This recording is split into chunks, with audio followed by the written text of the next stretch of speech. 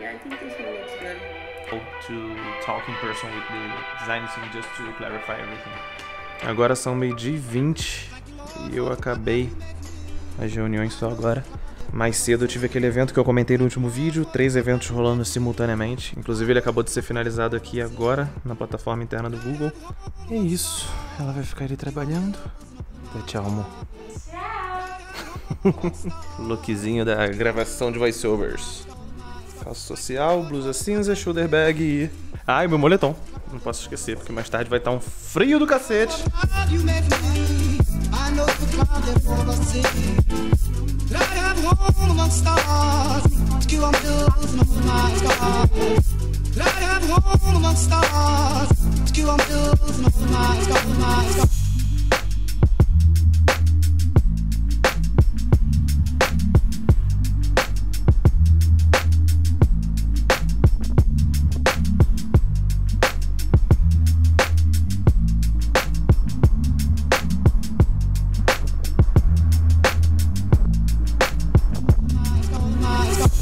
Acabei de chegar agora, gravei alguns voiceovers para um projeto que a gente está fazendo, que basicamente é pegar uns vídeos que são em inglês e a gente vai passar esses vídeos para espanhol e para português. E aí a parte em português eu fiquei responsável por gravar. E aí eu quero aproveitar a oportunidade que eu tô usando essa bichinha aqui, ó, minha guerreirinha. Faz 2 anos que eu já tô com a Fujifilm e hoje eu quero falar pra vocês de um review de 2 anos da Fujifilm. Tudo que eu penso que eu pude conhecer ao longo desses 2 anos. Tô usando nos últimos 5 dias esse casaco, esse tênis, essa calça e essa bolsa. E quando eu fico obcecado por uma coisa assim, eu repito até ele se desintegrar. Ou até eu enjoar e nunca mais usar. Vamos lá. Agora, no final de maio, início de junho, eu vou estar completando 2 anos com essa belezura aqui que eu tô usando pra filmar esse vídeo, que é a X-T4. E eu lembro que a decisão de comprar essa câmera foi muito rápida. Eu tava usando a A6500 já faziam 3 anos, mais ou menos. E eu tava bem decepcionado com a questão de cores da A6500 e da Sony de maneira geral. O autofoco era excelente, mas a bateria e as cores me decepcionavam bastante. Então, eu dei uma pesquisada rápida, descobri a X-T3, descobri que ela tinha uma profundidade de cor maior, pelo fato dela filmar em 10 bits, etc. E então eu cogitei a X-T3. Mas no exato mesmo mês que eu cogitei comprar a X-T3, eu fiquei sabendo dos rumores do lançamento da X-T4. Então, assim que a X-T4 saiu, eu já entrei em contato direto com o Marcos da Brasil Box e ele importou pra mim. Ele trouxe pra mim a X-T4 logo na época do lançamento. Ele inclusive trouxe, quer ver só, vou pegar pra vocês verem. Ele trouxe com essa belezura aqui, ó, que tá até um pouquinho machucado de tanto eu usar, que é o carregador duplo. E a partir daqui, eu quero começar a falar dos pontos negativos dessa câmera. Ao longo desses 2 anos, eu fui usando ela no dia a dia, tanto para vlog, quanto para fotografia de rua, quanto para trabalhos institucionais, eventos, lives e tudo mais. E eu acho que eu já tenho experiência suficiente com ela para poder dar uma opinião sincera. O primeiro ponto negativo é: a câmera vem sem carregador. Eu sei que isso está se tornando comum, celulares hoje em dia já não vem mais com carregador e tudo mais, mas eu acho que é essencial, porque enquanto a câmera está sendo utilizada, você pode deixar a bateria carregando. Nem que seja um carregador de uma bateria só, mas ter que parar a câmera e conectá-la na tomada para poder carregar a bateria, eu acho uma coisa muito ruim. Outro ponto negativo é o que vocês estavam vendo agora, eu tentando fazer o foco com o carregador da bateria. O autofoco dessa câmera não é lá dos melhores. Eu acho que o autofoco da Sony é um 9, o autofoco da Canon é um 9, mas a Fuji é um autofoco 7,5, quase 8. Ele tá beirando ali a qualidade, mas ainda não tem a velocidade e a eficiência que o autofoco da Sony e da Canon tem. Aqui, por exemplo, eu tô usando o reconhecimento facial. Aqui, por exemplo, como vocês podem ver, usando o autofoco no rosto, ele fica com um quadradinho ali e um outro quadradinho branco focando no meu olho. Fica bem aqui, ó. Acho que agora deu pra ver melhor. Ele focou no olho direito, que tá na parte mais escura. Vou colocar a imagem do celular aí e vocês vão ver melhor. Aqui tá a câmerazinha. Não foram poucas as vezes em que eu tava filmando e eu tive que colocar esse autofoco muito mais aqui na altura do meu peito para ele poder focar no meu rosto e caso ele fuja, ele vá aqui no meu olho no máximo. Porque muitas das vezes eu colocava o autofoco precisamente no meu rosto e se a parede de trás tivesse muita textura ou a sombra ou alguma coisa assim, ele ficava perdendo o foco do meu olho e ficava colocando esse foco na textura que estava atrás de mim, de repente enxergando algum olho de um fantasma ou alguma coisa do tipo, que eu não sei o que é até hoje. Mas, pra ser honesto, depois das últimas atualizações de firmware que a câmera teve, eu não tive mais esse tipo de problema. Se eu não me engano, eu atualizei ela para a última versão tem 1 mês e meio. e de lá pra cá, todas as vezes que eu gravei, o foco foi bem preciso. Mas pelo fato disso já ter acontecido, a gente acaba ficando com o pé atrás. Outra questão é, você precisa de luz para trabalhar com essa câmera, tá? Ela não é uma câmera que você vai usar como se fosse uma Sony. Você pega uma Sony A7 III, se você precisar porrar 8000 de ISO, 10.000 de ISO, você coloca e tranquilo. Você se vira depois tratando aquela imagem. A Fuji não aguenta isso. Ela tem um sensor micro 4/3, ela não é uma full frame. Ela não tem a quantidade de resistência que uma Sony A6500 ou 6300 tem para poder puxar o ISO um pouco mais lá em cima. A qualidade de imagem dela se deteriora muito rápido quando o ISO já tá chegando ali em 2000, acima de 2000, ele já começa a gritar e você já começa a perceber uma perda muito grande de textura, uma distorção nas cores, uns glitches, uns blocos de imagem feios. Então ela é um tipo de câmera para você fazer o que eu tô fazendo aqui. Luz controlada, ou então filmar de dia, de tarde, com bastante claridade, e aí você consegue uma imagem perfeita. Então, não é o tipo de câmera que eu recomendaria para evento por esse motivo, porque evento é sempre aquela coisa que a luz fica variando o tempo todo, etc, etc. Outro ponto que me incomodou muito no começo, principalmente depois que eu peguei ela numa época de frio aqui em São Paulo, era época de junho, julho, agosto, mas quando chegou na época de calor, ela sim enfrentou superaquecimento, mas, para ser bem honesto, ao longo de 2 anos usando essa câmera constantemente, praticamente toda semana ou várias vezes ao longo da semana, ela superaqueceu 4 vezes. Então vamos botar aí uma vez a cada 6 meses ela superaquece. Mas como eu disse pra vocês, depois da última atualização de firmware isso não aconteceu mais, apesar de ter só 1 mês e meio. Algumas vezes ela superaqueceu sem motivo. A temperatura estava baixa, a gente estava numa época de frio aqui em São Paulo e ainda assim ela apresentou superaquecimento e eu tive que trocar de bateria. Por falar em bateria, esse é um ponto que eu já tenho que deixar claro que você não precisa se preocupar. Ela é um sensor micro 4/3 com bateria de full frame. Então a bateria dela dura 4, 5, 6 horas direto.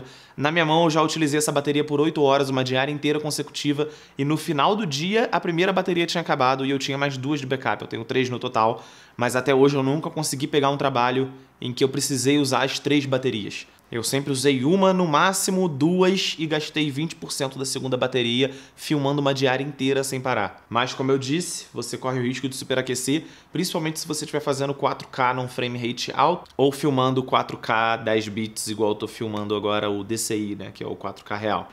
Tive que trocar a bateria, mas já fazia uma semana que eu tava usando essa mesma bateriazinha. Outro ponto negativo que eu enxergo nessa câmera é o fato dela não ter a entrada para você colocar fone de ouvido e monitorar o áudio direto nela. Isso não é uma prática comum para mim, porque eu gosto bastante. Não é muito comum para mim o uso de entrada de fone de ouvido na câmera, porque eu sou muito adepto de usar um gravador externo e captar o áudio de maneira separada. Agora, por exemplo, eu tô captando o áudio de maneira direta na câmera porque eu quero ser o mais rápido possível e mais eficiente aqui nessa gravação, mas quando é para um job de um cliente, eu coloco um shotgun na câmera, coloco um boom no cliente, coloco lapela de backup, capto 2 canais de áudio separados e mais o canal que tá o boom da câmera, que seria a última barreira ali, só para não deixar o trampo sem áudio caso aconteça alguma coisa. Mas algumas pessoas gostam de conectar a lapela ou o próprio boom ou alguma coisa assim direto na câmera e monitorar esse áudio. E para isso acontecer, você tem que comprar aquele dongle USB-C que você conecta, você converte o USB-C para fone de ouvido. Não é o tipo de coisa que me incomoda, mas eu vejo como ponto negativo, porque eu acho que não ia encarecer tanto a câmera colocar um jack de fone de ouvido ali para facilitar a vida do filmmaker. Agora eu vou tocar no ponto que é o que mais me incomoda nessa câmera, porque ela foi vendida como sendo a câmera aniquiladora de gimbals, porque ela não precisaria de gimbal, porque ela tem estabilização interna, e eu acho essa estabilização uma merda.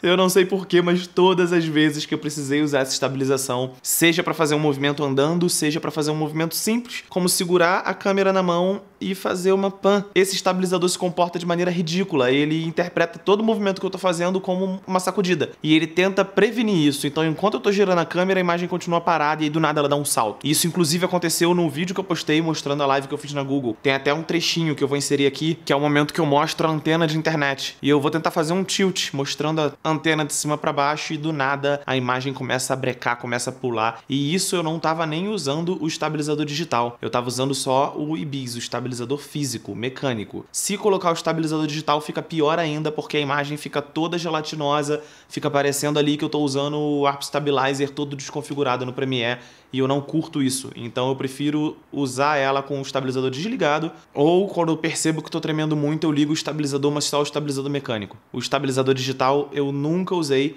porque além de deixar a imagem gelatinosa, ele cropa a imagem, e eu detesto ter a imagem cropada. numa câmera que já é micro 4/3, já não tem tanto espaço assim. Ah, e um adendo que eu ia esquecendo sobre o foco ainda, voltando lá no assunto do foco. O foco dela é muito dependente da lente que você está usando. Então, se você estiver usando uma lente mais barata, o seu foco não vai ser tão bom. Eu estou usando uma lente que é uma das lentes mais caras que ela tem, eu suponho, pelo que eu pesquisei.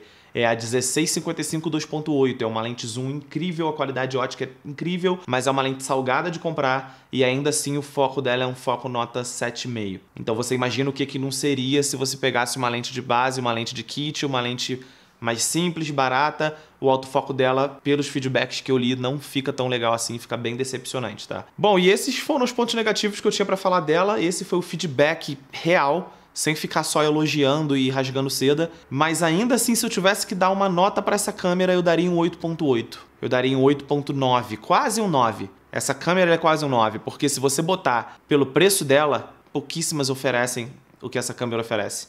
A qualidade de cor, o modo de fotografia incrível que ela possui, as configurações, todos os atalhos, que eu sou apaixonado pelo fato de poder mudar o ISO no botãozinho ali em cima e travar ele, ou de repente mudar o shutter e modificar os atalhos e colocar os atalhos para levar as configurações que eu bem entendo e que eu quero. Eu gosto muito disso, a Fuji tá de parabéns, sem contar na estética da estrutura da câmera, sem contar na facilidade de usar o aplicativo dela e poder transferir uma foto direto pro telefone assim, poder transferir um videozinho que você gravou curto direto pro seu celular, poder postar para mostrar pro cliente. O arquivo dela é excelente de editar, esse arquivo 10 bits ele é pesado, não se engane, é um arquivo pesado. Um vídeo aí pode pesar facilmente 20, 30, 40 GB, mas em compensação a qualidade dele é absurda. É uma coisa que você precisaria estar de repente com uma full frame da Sony ou da Canon para conseguir alcançar. A Fuji X-T4 oferece. Eu não trocaria essa câmera, apesar dos defeitos que eu falei. Eu não trocaria ela por nenhuma Canon, por nenhuma Sony atualmente. A única coisa que eu faria seria comprar uma câmera de vídeo para complementar. De repente uma Blackmagic Pocket 4K, que é 100% focada em vídeo, mas eu não venderia nem abriria a mão da X-T4. Ela é sim a minha queridinha, eu não me arrependo nem um pouco dessa compra e ainda assim, no fim das contas, o meu veredito é recomendar ela para as pessoas que me perguntam qual câmera comprar hoje em dia, voltada para o modo mais híbrido entre foto e vídeo. Espero que tenha ajudado vocês, eu achei justo trazer um feedback aqui depois de 2 anos daquele primeiro vídeo que já bateu mais de 10 mil visualizações. Fique à vontade para deixar seus comentários se você discorda ou se você concorda, ou alguma observação que você tem para acrescentar. Fica de olho aqui que já vai estar aparecendo mais conteúdos bacanas sobre equipamentos e várias outras coisas como tem aparecido, e espero ver você no próximo vídeo. Valeu! Seu jeito me mostrou do que era capaz. Tucurugudu. Agora eu quero te dizer: you can. Be